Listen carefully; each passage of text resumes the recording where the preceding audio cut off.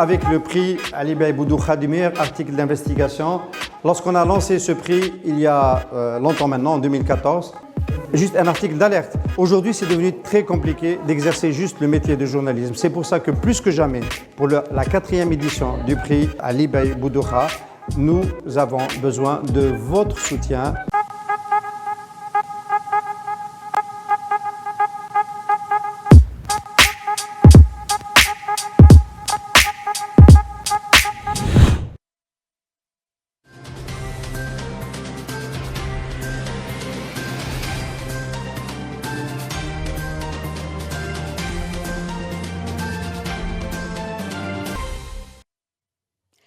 Bonjour à toutes et à tous, bienvenue sur Radio M et dans l'essentiel de l'information de ce lundi 3 janvier 2022.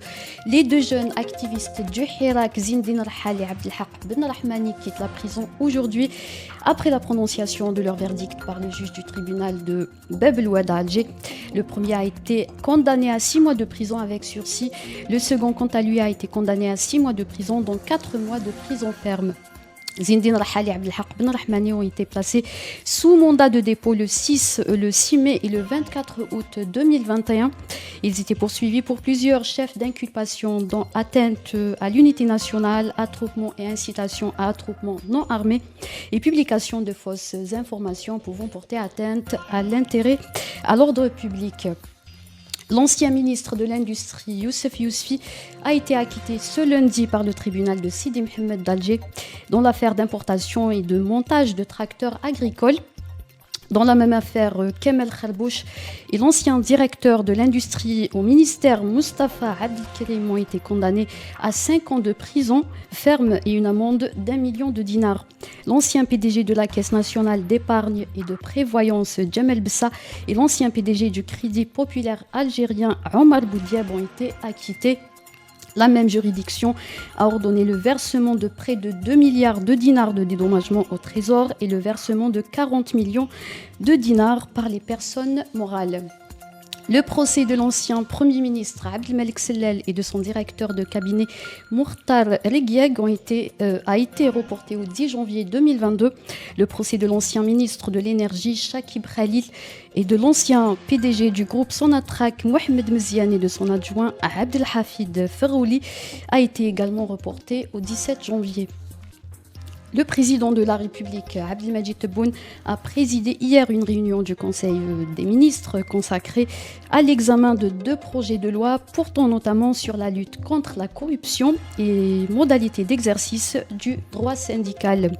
Parmi les instructions du président Tebboune, la création d'une nouvelle instance pour enquêter sur l'enrichissement des fonctionnaires publics pour la lutte contre la corruption et l'identification de l'origine de leurs biens, l'accélération de l'opération de recensement définitif des différents biens confisqués en vue de les transférer à l'État et les intégrer dans le processus de production nationale avant la fin du premier trimestre 2022.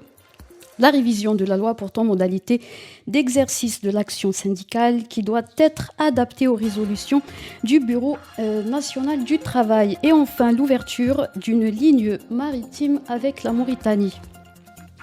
En Tunisie, l'ex-ministre tunisien de la Justice Nordine Bhiri, homme fort du parti Ennahda, a été transféré dans un état critique à l'hôpital de Bizerte.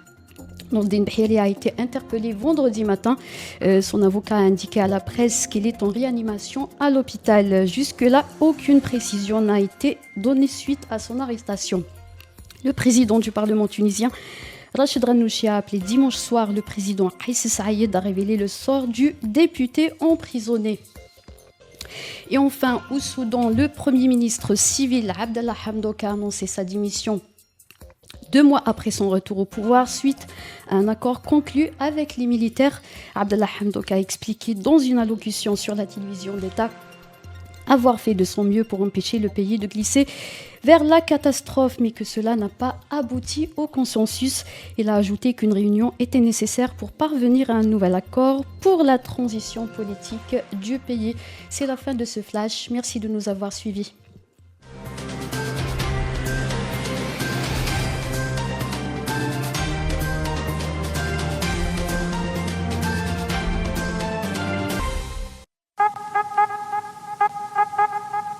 C'est le rendez-vous avec le prix Ali Bey Boudou Khadimir, article d'investigation. Lorsqu'on a lancé ce prix, il y a longtemps maintenant, en 2014, juste un article d'alerte. Aujourd'hui, c'est devenu très compliqué d'exercer juste le métier de journalisme. C'est pour ça que plus que jamais, pour la 4e édition du prix Ali Bey Boudou Kha, nous avons besoin de votre soutien.